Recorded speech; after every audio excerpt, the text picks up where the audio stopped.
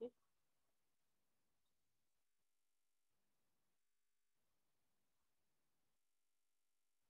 बोलतात का विद्यार्थी आपल्याला? ओळख प्रथम ना. मी प्राध्यापक विजया कांबळे, SY BComचा अर्थशास्त्र हा विषय घेते 218 आणि 219. पुस्तक पहिला आहे अर्थशास्त्राचा अभ्यास विषय आणि अर्थव्यवस्था, आणि दुसरं मागणी, पुरवठा व बाजार, आणि तिसरं पुस्तक आहे मक्तेदारी, बाजार आणि विभाजन.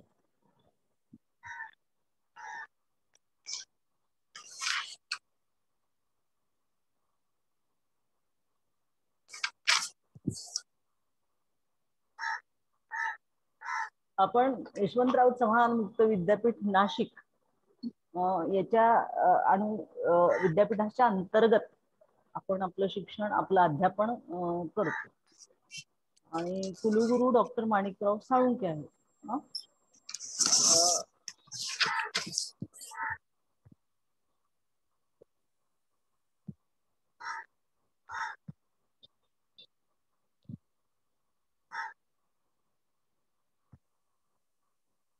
अंशलक्षी अर्थशास्त्र ऐच्छिक अभ्यासक्रम पुस्तक 1 ते 3.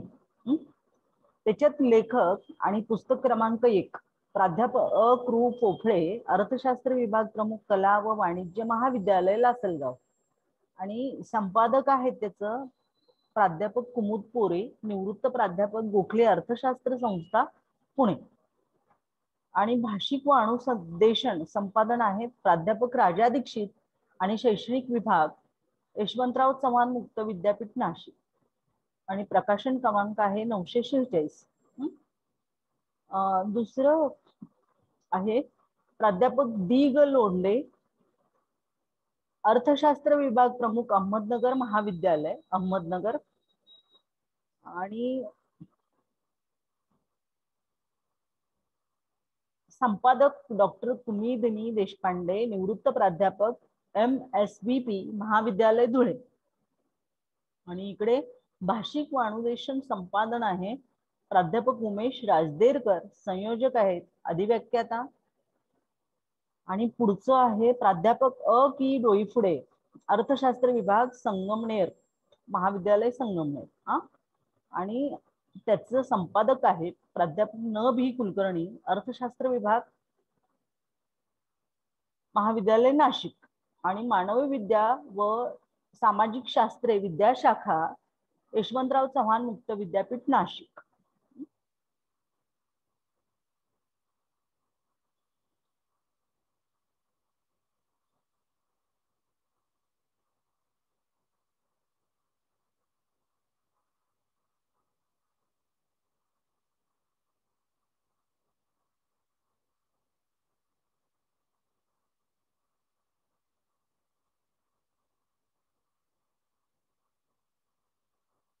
आता थोडीशी प्रस्तावना आपण बघतोय.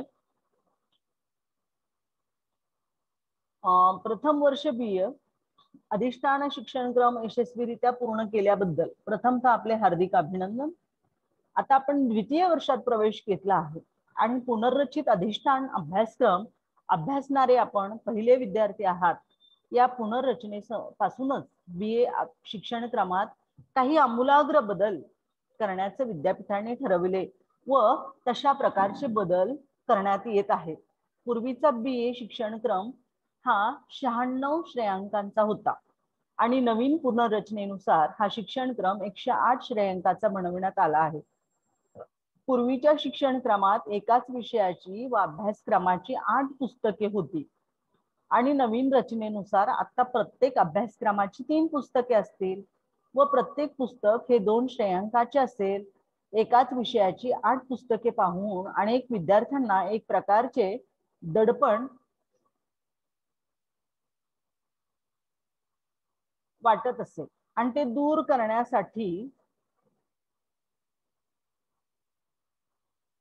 करण्यासाठी पुस्तकांची संख्या कमी करण्याचा निर्णय घेतलेला आहे.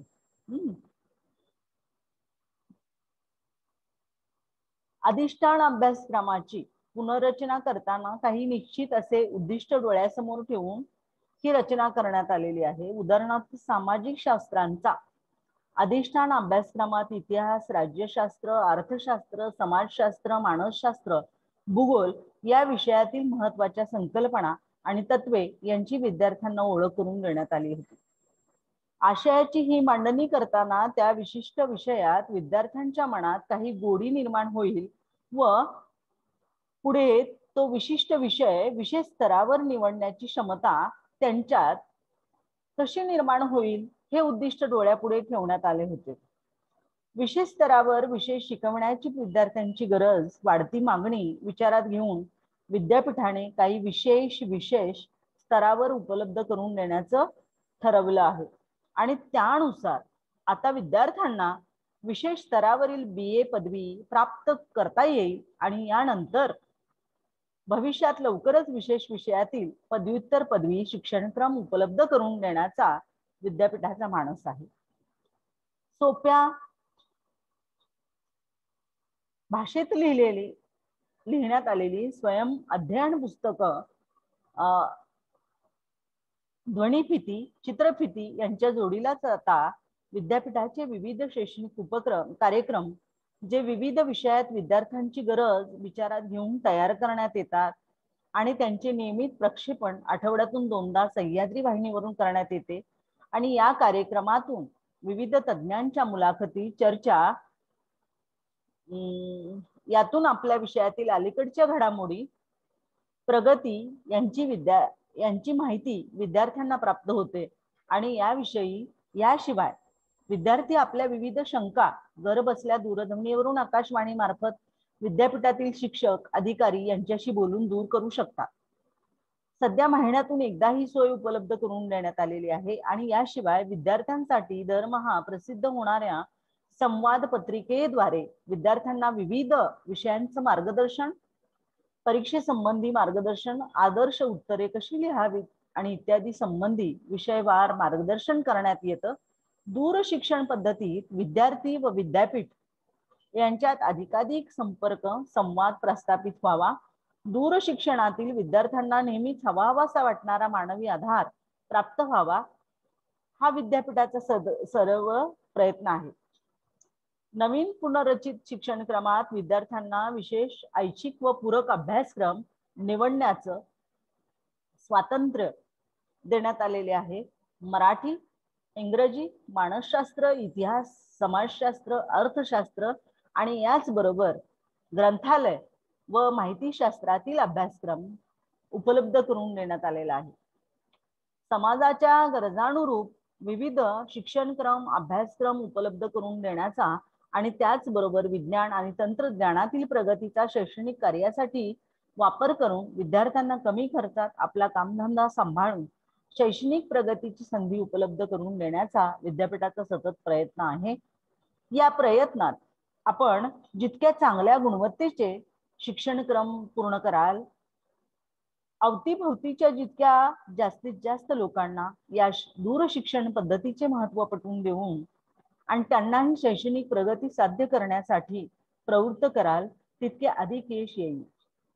दूरशिक्षण पद्धती ही संपूर्ण समाजासाठी त्यांच्या गरजानुरूप शिक्षणक्रम उपलब्ध करून देण्यासाठी व याचबरोबर त्यांना आपली दैनंदिन नोकरी, रोजगार सांभाळून शिक्षणाची संधी उपलब्ध करून देणारी पद्धती आहे.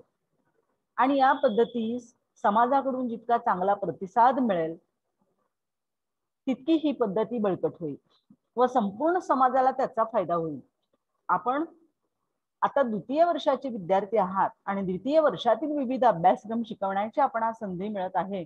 प्रस्तुतच्या अर्थलक्षी अर्थशास्त्र, अंशलक्षी अर्थशास्त्र या अभ्यासक्रमात आपण अर्थशास्त्रातील विविध संकल्पना जसे मागणी, पुरवठा, बाजार, उत्पादन आणि उत्पादनाचे नियम यांचा सविस्तर अभ्यास करणार आहोत. आणि या अभ्यासक्रमातून अर्थशास्त्रातील या मूलभूत संकल्पनाचे ज्ञान आपणास प्राप्त होईल व दैनंदिन जीवनाशी त्यांचा असणारा संबंध देखील स्पष्ट होईल. आपले दैनंदिन आर्थिक जीवन जगताना या संकल्पनाचा, तत्वांचा आपल्याला निश्चित लाभ होईल.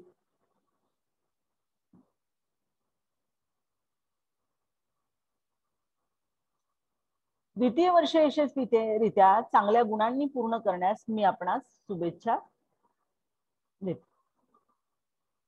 आता अंशलक्षी अर्थशास्त्र इको 218 बघा. प्रस्तावना थोडस मी सांगते तुम्हाला की अर्थशास्त्र या विषयासाठी तयार केलेल्या ऐच्छिक अभ्यासक्रमापैकी अंशलक्षी अर्थशास्त्र हा पहिला अभ्यासक्रम आहे. यापूर्वीच्या पूर्वतयारी व प्रथम वर्ष अधिष्ठान अभ्यासक्रम यात या शास्त्राचा पायाभूत अभ्यासक्रम विद्यार्थ्यांनी पूर्ण केला आहे आणि या अभ्यासक्रमाद्वारे अर्थशास्त्रातील महत्त्वाच्या संकल्पना, आर्थिक व्यवहार व ते करण्यासाठी निर्माण होणारी अर्थरचना, आर्थिक समस्या व आर्थिक धोरण यांच्या स्थूल विवेचनातून अर्थशास्त्राच्या अभ्यासाची प्राथमिक तयारी झालेली आहे. या पायावर पुढील अभ्यासक्रम करायचा आहे. अर्थशास्त्र हे एक सामाजिक शास्त्र आहे. समाजाच्या रोजच्या व्यवहाराच्या निरनिराळ्या पैलूपैकी एक विशिष्ट बाजूचा विचार या शास्त्रात होत असतो. या दृष्टीने अर्थशास्त्रात आर्थिक उद्देश डोळ्यासमोर ठेवून ते साधण्याचा माणसांच्या प्रयत्नांचा अभ्यास होतो आणि यासाठी एक शास्त्रीय बैठक आवश्यक असते. आर्थिक समस्येचा अभ्यास 2 स्तरावरून केला जातो. अर्थव्यवस्थेतील उपभोग, उत्पादन व विनिमय हे व्यवहार जेव्हा विशिष्ट एककाच्या स्तरावरून म्हणजे उपभोक्ता, उत्पादक वा ग्राहक, विक्रेता अशा स्तरावरून अभ्यासले जातात तेव्हा त्याला अंशलक्षी अर्थशास्त्र म्हणतात. संपूर्ण अर्थव्यवस्थेच्या स्तरावरून आर्थिक व्यवहाराचे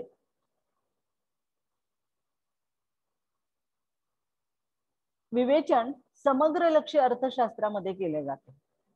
बाजारपेठेतील विशिष्ट वस्तूंच्या किमतीतील चढउतार किंवा विशिष्ट वस्तूंची टंचाई वा विपुलता तपासण्यासाठी अंशलक्षी अर्थशास्त्र उपयोगी पडते. तर संबंध अर्थव्यवस्थेतील आर्थिक तेजी, मंदी, सर्वकष, महागाई, बेकारी अशा समस्यांच्या अभ्यासासाठी समग्र लक्षी अर्थशास्त्राचा आधार घेतला जातो. विशिष्ट एककाच्या स्तरावरून आर्थिक व्यवहाराचे विश्लेषण ते कसे केले जाते हे समजावून घेणे हे अंशलक्षी अर्थशास्त्र या अभ्यासक्रमाचे सर्वसाधारण उद्दिष्ट आहे. आपल्या रोजच्या जीवनात जे निरनिराळे प्रश्न उभे राहतात त्यांच्यापैकी आर्थिक प्रश्नांचा अभ्यास अर्थशास्त्रात होतो. ग्राहक म्हणून किंवा विक्रेता म्हणून जे प्रश्न आपल्याला सोडवावे लागतात त्यांची पद्धतशीर चर्चा अंशलक्षी अर्थशास्त्रात होत असते. अशा व्यावहारिक प्रश्नांची समज विद्यार्थ्यांत निर्माण करणं हे उद्दिष्ट समोर ठेवून हा अभ्यासक्रम तयार केलेला आहे. आधुनिक अर्थव्यवस्थेत अनेक आर्थिक व्यवहारात सरकारी नियंत्रण असतं आणि तसेच काही विशिष्ट उद्योगधंद्यांना प्रोत्साहनही दिलं जातं.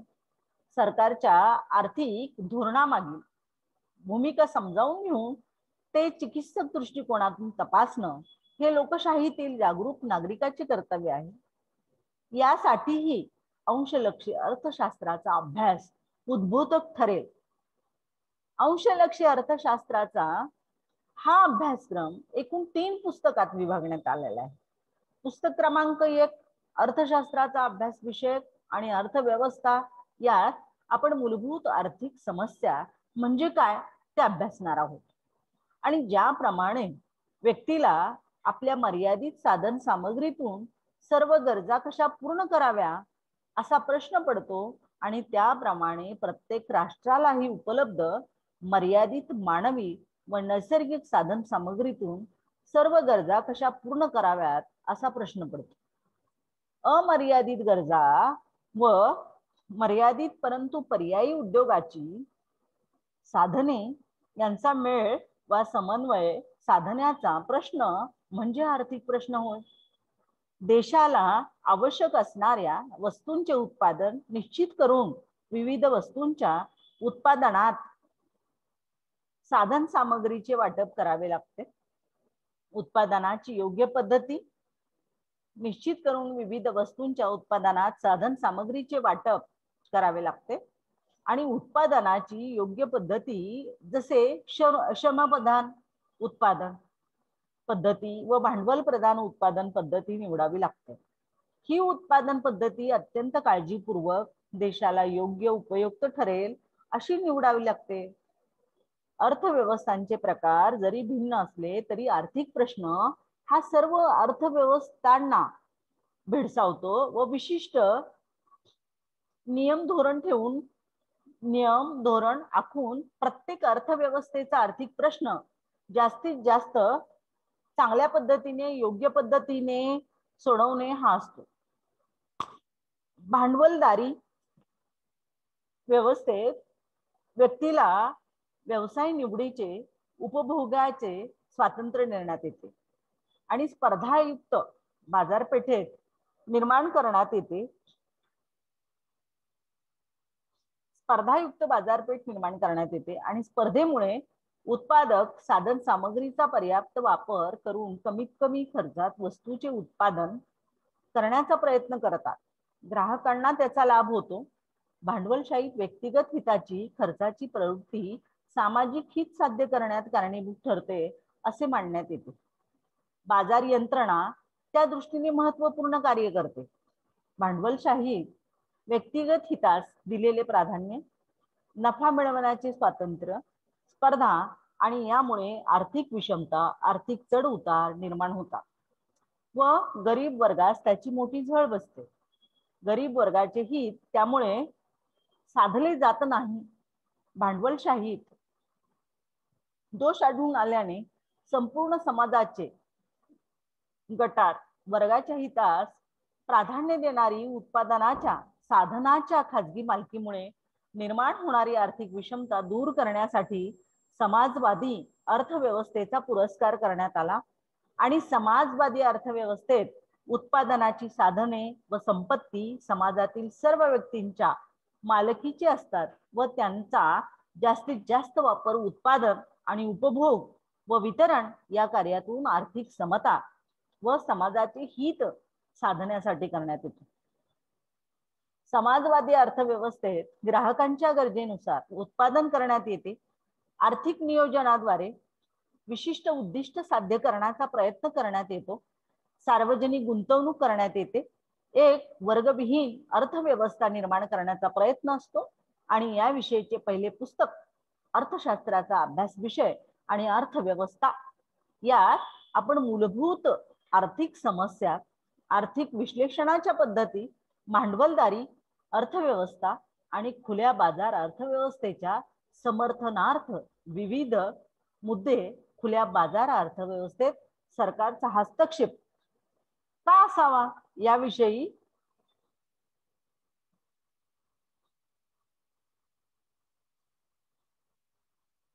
विविध मुद्दे व समाजवादी अर्थव्यवस्था यांचा अभ्यास करणार आहोत. अभ्यासक्रमातील दुसरे पुस्तक मागणी, पुरवठा व बाजार यात आपण अर्थशास्त्रातील काही मूलभूत संकल्पना विस्ताराने अभ्यासणार आहोत आणि सर्वसाधारणपणे एखादी गोष्ट आपणास हवी आहे म्हणजे आपली त्या वस्तूला मागणी आहे असे आपण म्हणतो. परंतु मागणीचा अर्थशास्त्रीय अर्थ भिन्न आहे आणि वस्तू खरेदीची इच्छा, वस्तू खरेदी करण्यासाठी आवश्यक असणारी आर्थिक पात्रता असल्याखेरीज वस्तूकरिता मागणी करता येत नाही. वस्तूची किंमत व तिला असणारी मागणी यात व्यस्त संबंध असतो. ग्राहकांचे उत्पन्न, ग्राहकांची संख्या, आवडीनिवडी व सवयीतील बदल, ग्राहकांच्या वस्तूंच्या किमती, बदलच्या अपेक्षा इत्यादी कारणामुळे वस्तूंच्या मागणीत बदल होतात. किमतीबाबत ग्राहकांची मागणी किती संवेदनशील आहे याची कल्पना मागणीच्या लवचिकतेवरून येते आणि पूर्ण अलवचिक मागणी, प्रमाणबद्ध लवचिक मागणी, कमी तसेच जास्त लवचिक मागणी असे मागणीच्या लवचिकतेचे विविध प्रकार पडतात. वस्तूची किंमत निश्चिती आणि तिच्या मागणी पुरवठ्यावरून ठरते. पुरवठ्याच्या बाजूने उत्पादन संस्था हे मूलभूत एकक असते आणि उत्पादन घटकांचा वापर करून उत्पादनाचे निर्णय घेण्याचे तसेच उत्पादनाचे वितरण, विक्री या संबंधी निर्णय घेण्याचं कार्य उत्पादन संस्था करते. संयंत्र हे उत्पादनाचे तांत्रिक एकक असते, तर उत्पादन संस्था हे आर्थिक उत्पादन संस्था चालवणे हे उद्योजकाचे कार्य असते. एक स्वामित्व, भागीदारी, संयुक्त भांडवली आणि सहकारी तत्वावर उत्पादन संस्था चालवण्यात येतात. उत्पादन विषयक कार्यात विविध निर्णय घ्यावे लागतात. उत्पादनाच्या प्रक्रिया उत्पादकांना वाढीबरोबरच काही अंतर्गत लाभ व तोटे देखील सहन करावे लागतात. उत्पादनासाठी जो खर्च येतो त्यांचे विविध प्रकार पडतात. अर्थशास्त्रात बाजार या संकल्पनेस विशिष्ट असा अर्थ आहे. अर्थशास्त्रात बाजार म्हणजे प्रत्यक्ष किंवा अप्रत्यक्ष संपर्काने मध्यस्थ आणि विक्रेते एकत्र होऊन विनिमय व्यवहार होणे, आणि या ठिकाणी कोणतीही अशी भौगोलिक मर्यादा नसते.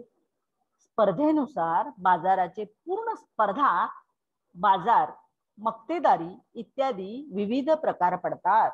आणि दुसऱ्या पुस्तकात आपण मागणीचा नियम, मागणीची लवचिकता, उत्पादन संस्था, उत्पादनासंबंधी नियम आणि उद्योग संस्थेचा समतोल, बाजाराचा समतोल, पूर्ण स्पर्धेचा बाजार आणि पूर्ण स्पर्धेचा आर्थिक धोरणासाठी ध्वनित यांचा अभ्यास करणार आहोत.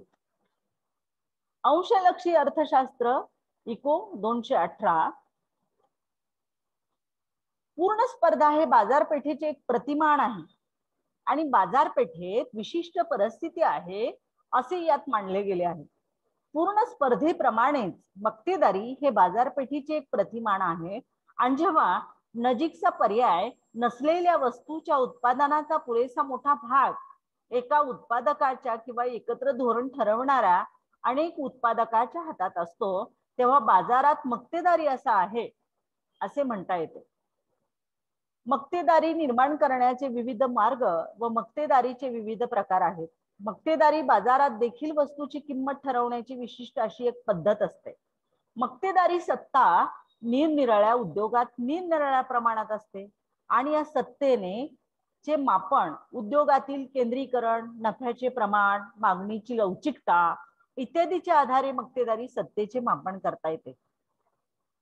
पूर्ण स्पर्धा व मक्तेदारी यांची तुलना करून दोहोपैकी कोणती बाजार स्थिती योग्य आहे आणि याविषयी निष्कर्ष काढता येतात.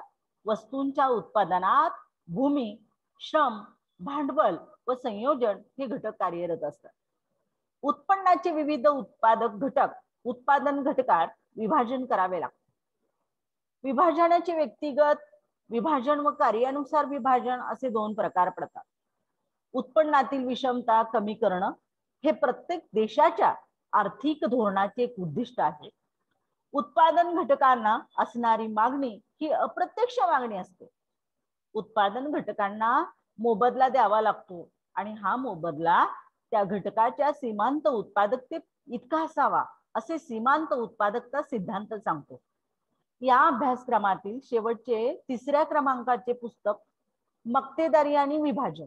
या पुस्तकात आपण मक्तेदारी बाजार, मक्तेदारी बाजारात किंमत ठरवण्याची प्रक्रिया आणि स्पर्धा व मक्तेदारी विभाजन, सीमांत उत्पादकता सिद्धांत आणि उत्पादन घटकाची किंमत निश्चिती या सर्वांचा सविस्तर अभ्यास करणार आहोत. या अभ्यासक्रमातून तुम्हाला अंशलक्षी अर्थशास्त्रातील महत्वाची तत्वे, सिद्धांत यांचे ज्ञान होईल. आपल्या दैनंदिन जीवनाशी निगडित असलेला अभ्यासक्रम यशस्वीपणे पूर्ण करण्यासाठी आपणास खूप खूप शुभेच्छा. आता अभ्यासक्रमाचे आपण